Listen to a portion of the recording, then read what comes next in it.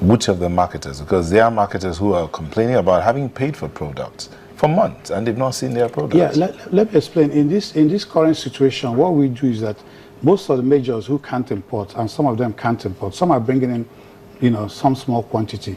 What we do is, because of the size of the country, we concentrate in giving cargoes that we bring to major marketers to basically use their facilities to truck out.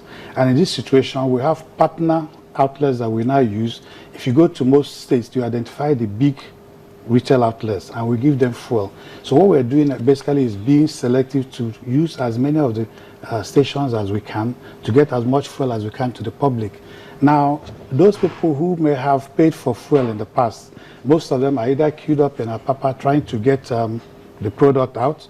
And because we are the last supplier of resort, we actually give to almost all the marketers, both major. Before we come back to the issue of you alone being the one bringing in products, I would like to ask you this.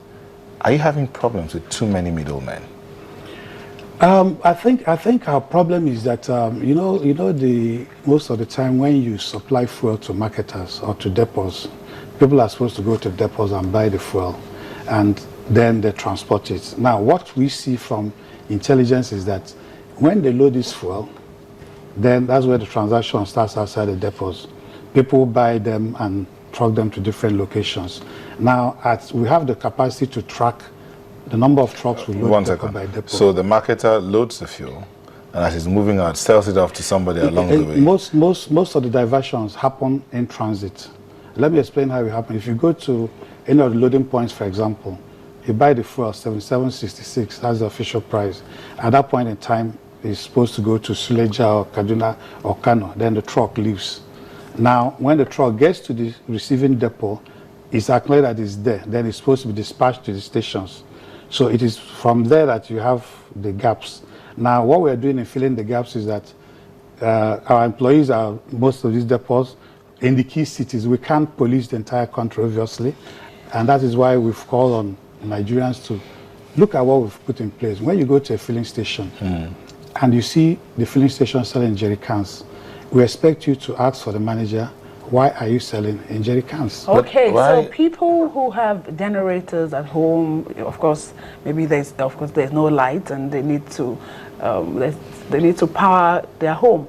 They can't buy in jerry cans? No, see, when you talk of people who may need a jerry can, your car is stuck on the way. We are Nigerians, we know this thing.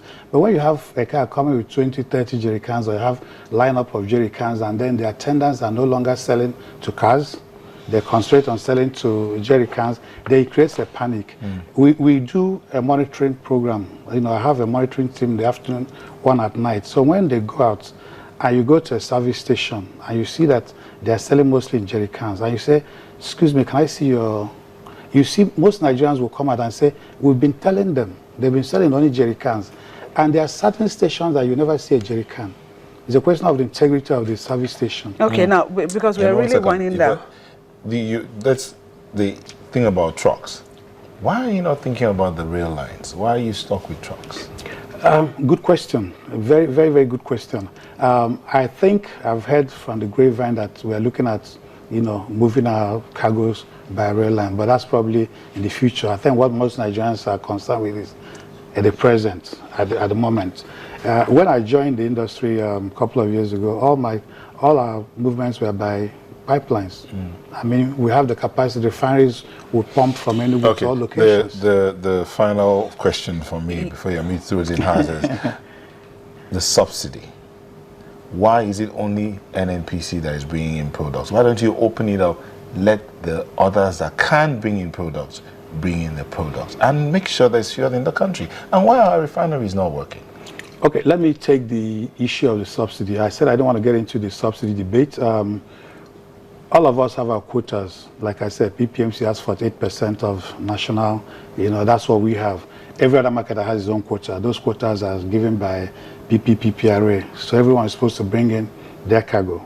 Now, the story you hear from the marketer is that we're unable to bring in cargo because we've not been paid subsidy. We don't have foreign exchange. That is the story. I'm sure you're probably more aware of that than I am. But I, as the last supplier of resorts, will bring in my own cargo. And what I've done is those who don't have cargoes, I give them the products. And I ask them, please help me distribute this product. So it's our product we hold in stock for the Nigerian people. And I say, help me distribute this. But even that distribution is a challenge because you're basically telling them, keep your pumps open. The Minister of State has said, listen, there's no reason why stations in Metropolis cannot do 24-hour sales. Even if you can't do 24-hour sales, have an extended period of operation.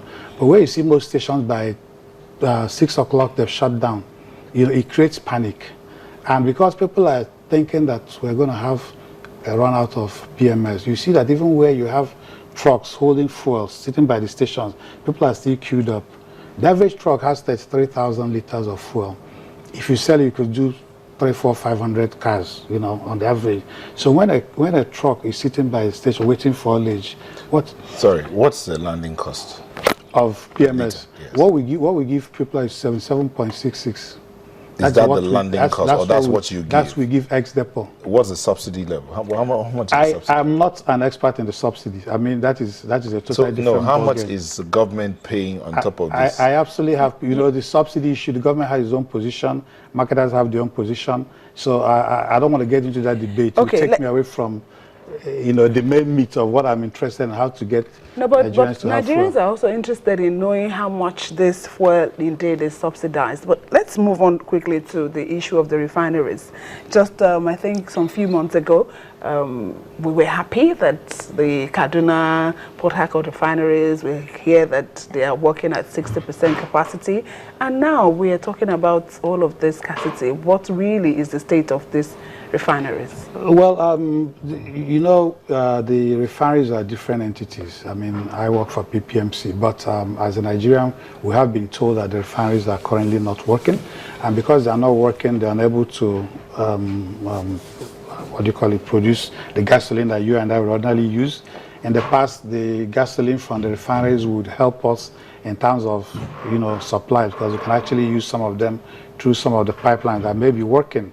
But at the moment, we don't have access to that. So all our cargoes are basically through the trucks and the import regime. Mr. Ezela, we're out of time and we have to go. I want to thank you so much for coming. You're the Executive Director Commercials, the Pipelines and Products Marketing Company of Nigeria. Maybe I should thank you for coming. But ask when are we going to expect fuel? Yes, because that's what Nigerians want to hear. Okay, we want to have a Merry Christmas. No, just look. Maybe you should look at the camera. Yes, just tell Nigerians when the situation will end.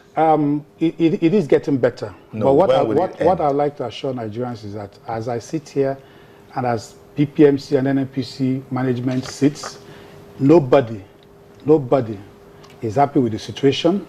And I can assure you that we will do whatever is necessary. When I say we'll do whatever is necessary, I make that commitment strongly.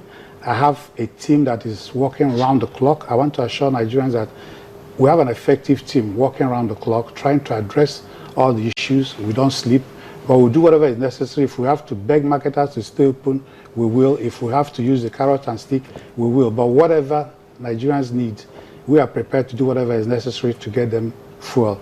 And I am hopeful because I have parents, I have family, I have friends. I'm hopeful that we will have a good and fuel surplus Christmas and Yuletide celebration. All right, thank you very much, Thank you so much Mr. for Justin Ezela. Thank you for coming. My pleasure. Thank you so much. Sunrise will be back in a moment. Please don't go away.